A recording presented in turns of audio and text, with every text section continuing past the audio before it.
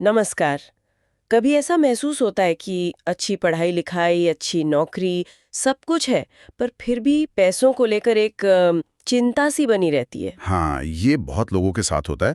खूब मेहनत करते हैं, पर आर्थिक सुरक्षा जैसे दूरी लगती है। बिल्कुल।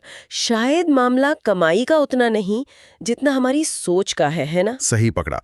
और इसी सोच पर आज हम बात करने वाले हैं रॉबर्ट कियोसाकी की जो दुनिया भर में मशहूर किताब है, रिच डैड पुअर डैड, उसके कुछ खास विचारों को लेकर। हाँ, ये किताब तो कमाल की है।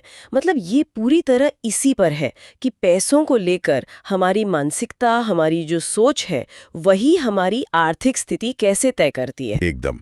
और इसकी जो बुनियाद है, वो दो पिताओं की कहानी है, दो बिल्कुल अलग सोच। हाँ, एक पुअर डैड, वो पढ़े लिखे थे, अच्छी सरकारी नौकरी में थे शायद, पर पैसों को लेकर हमेशा परेशान से रहते थे। और दूसरी तरफ थे रिच डैड। वो कॉलेज ड्रॉप आउट थे, ज्यादा औपचारिक पढ़ाई नहीं की थी, पर आर्थिक रूप से एकदम आजाद थे। यहीं पर वो फर्क साफ दिखता है। पुअर डैड की सलाह क्या थी? यही कि बेटा खूब पढ़ो, अच्छे नंबर लाओ ताकि एक बढ़िया सुरक्षित नौकरी मिल सके। बिल्कुल पारंपरिक सोच। जबकि रिच डैड, उनका मंत्र कुछ और ही था। उनका कहना था, पैसे की समझ बनाओ, फाइनेंशियल लिटरेसी जिसे कहते हैं। ये सीखो कि पैसा तुम्हारे लिए कैसे काम करे। ना कि तुम सारी जिंदगी पैसे के लिए काम करते रहो। ये ये सोच का एक बहुत बड़ा बदलाव है। बिल्कुल। और इसी समझ का एक बहुत महत्वपूर्ण हिस्सा है एसेट और लायबिलिटी के बीच का फर्क समझना। हाँ, ये कॉन्सेप्ट उन्होंने बहुत सरल तरीके से समझाया है।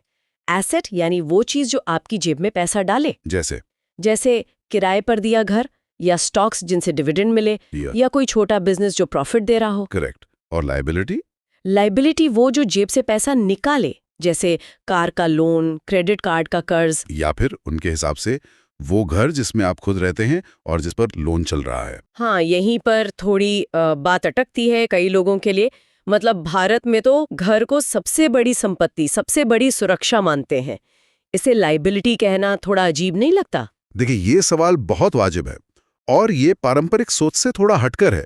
रिच डैड का फोकस कैश फ्लो पर था, मतलब पैसा आ रहा है या जा रहा है। ओके। तो उनका तर्क ये था कि अगर आपके घर पर लोन है, आप ईएमआई भर रहे हैं, मेंटेनेंस दे रहे हैं, टैक्स दे रहे हैं, तो वो घर असल में आपकी जेब से पैसा निकाल रहा है।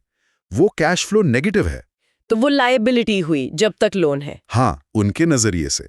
उनका कहना था कि पहले ऐसे एसेट्स बनाओ जो इनकम दें, फिर उस इनकम से अपने शौक की चीजें या ऐसी लायबिलिटीज खरीदो। ये एक अलग नजरिया है। मतलब ये नहीं कि घर मत खरीदो, पर शायद पहले इनकम बनाने वाले एसेट पर ध्यान दो। बिल्कुल। और यहीं पर बात आती है फाइनेंशियल इंटेलिजेंस की, यानी वित्तीय समझ की। किताबी डिग्री अपनी जगह है, पर पैसे को समझने की अकल ज्यादा जरूरी है। ये तो मानना पड़ेगा। अच्छी डिग्री शायद अच्छी तनख्वाह दिला दे, पर पैसा मैनेज करना, उसे बढ़ाना, वो एक अलग स्किल है। हाँ, हालांकि ये भी सच है कि शुरू में, खासकर जब जिम्मेदारियां हों, तो नौकरी से जो एक नियमित आय आती है, वो एक सुरक्षा का एहसास तो देती है। वो तो है। एकदम से सब छोड़कर बिजनेस करना सबके लिए मुमकिन नहीं होता। नहीं, बिल्कुल नहीं। रिच डैड भी ये नहीं कहते थे कि नौकरी छोड़ दो। वो कहते थे नौकरी करते हुए एसेट बनाना शुरू करो। उनका जोर था मल्टीपल इनकम स्ट्रीम्स पर, मतलब आय के कई स्रोत हों। ये बात बहुत जरूरी है। सोचिए अगर किसी की बहुत अच्छी सैलरी है, पर सोर्स एक ही है, नौकरी, और कोई दूसरा है जिसके छोटे छोटे कई काम है, अलग अलग जगह से पैसा आ रहा है। तो कौन ज्यादा सुरक्षित है अगर एक सोर्स बंद हो जाए? शायद वो जिसके पास कई सोर्स है, भले ही हर सोर्स से थोड़ा थोड़ा आ रहा हो। सही कहा। ये सुरक्षा की परिभाषा को ही बदल देता है।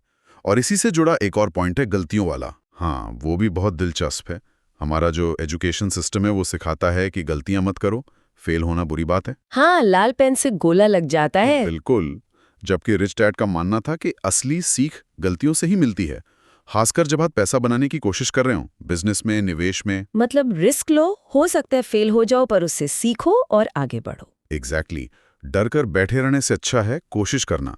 वो कहते थे ज्यादातर लोग अमीर इसलिए नहीं बन पाते क्योंकि वो हारने से बहुत डरते हैं।